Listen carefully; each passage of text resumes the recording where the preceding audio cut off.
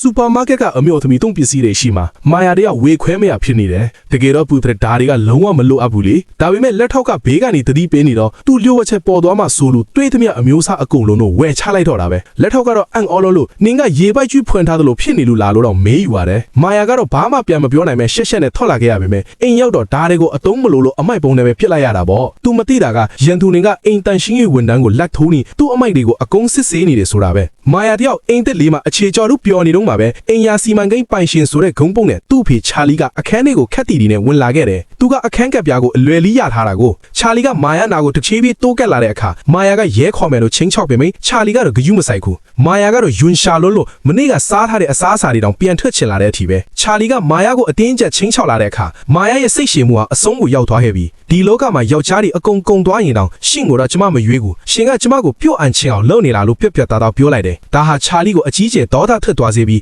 မာယာကိုအတင်းကျပ်လို့ဖို့ကြိုးစားတော့တာပဲအခြေအနေတွေအဆိုးဆုံးကိုရောက်သွားမဲ့အချိန်မှာပဲမိုက်ကအချိန်မီရောက်လာပြီးချာလီကိုဆွဲထုတ်လိုက်တယ်ချာလီကတော့အရှက်ကွဲပြီးထွက်သွားခဲ့ရတာပေါ့မိုက်ကမာယာကိုနစ်တင်ပြီးအဲ့ဒီညမှာတင်တကားတော်တွေကိုအကုန်လဲပိကမာယာကိုတေချာစောင့်ရှောက်ပေးခဲ့တယ်ဒါပေမဲ့မာယာမသိတာကအတော်ဖြစ်သူလွတ်ထားတဲ့စုံထောက်ကမာယာရဲ့နောက်ကျောင်းကိုစုံစမ်းလို့ပြီးသွားပြီဆိုတာပဲဒီမိန်းကလေးမှာဆွေမျိုးလည်းမရှိတငယ်ချင်းလည်းမရှိအတိတ်မှတန်းလည်းလုံးဝမရှိဘူးတဲ့ကောင်းကင်ကပြုတ်ကျလာသလိုမျိုးထူးဆန်းနေတဲ့အပြင်တခုခုတော့ဖုံးကွယ်ထားတာတေချာတယ်လို့စုံထောက်ကသတင်းပို့ခဲ့တယ်ဒါပေမဲ့စုံထောက်ကပတ်စံထက်တောင်းနေတော့အတော်ဖြစ်သူကသူ့ကိုလိန်နေတဲ့အထင်းနဲ့မောင်းထုတ်လိုက်ပေမဲ့စုံထောက်ပြောတာတွေကတကယ်တော့အမှန်တရားကြီးပါပဲတစ်ဖက်မှာလည်းမာယာဟာချာလီကိုရင်နိုင်ဖို့ကအလို့မှာပဲအစွမ်းကုန်ကြိုးစားနေရင်တားနဲ့ချီတန်းနဲ့ဟိုတယ်လုပ်ငန်းကြော်ညာစာချုပ်တစ်ခုရခဲ့ပြန်တယ်ဒါပေမဲ့စာချုပ်ချုပ်မဲ့နေရာကိုရောက်တော့အေးချင်းလင်ဂျာနဲ့လက်ထောက်ကိုအပြင်မှာတားဆီးထောက်လိုက်ကြတယ်မာယာကဝန်ထမ်းတွေမို့လို့အပြင်မှာစောင့်ခိုင်းတာလို့ထင်နေပေမဲ့မိန်းသမီးမာနူရဲ့လောင်ပြောင်ဆန်ကြောင့်အခြေအနေကမရိုးရှင်းတော့ဘူးဆိုတာသိလိုက်ရပြီဒီဟိုတယ်ကမင်းလိုလူတွေနဲ့ခွေးတွေကိုအထဲပေးမဝင်ဘူးတဲ့